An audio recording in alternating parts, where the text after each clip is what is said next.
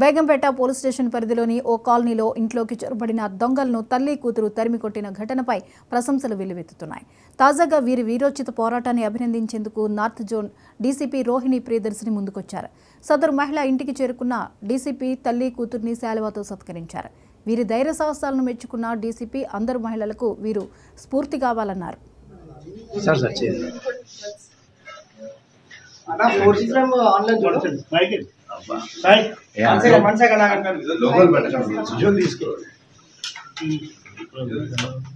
అరే లోగోలు పెట్టకు మేడం, ఒక్క నిమిషం విజువల్ తీసుకో. వాళ్ళకి సన్మానం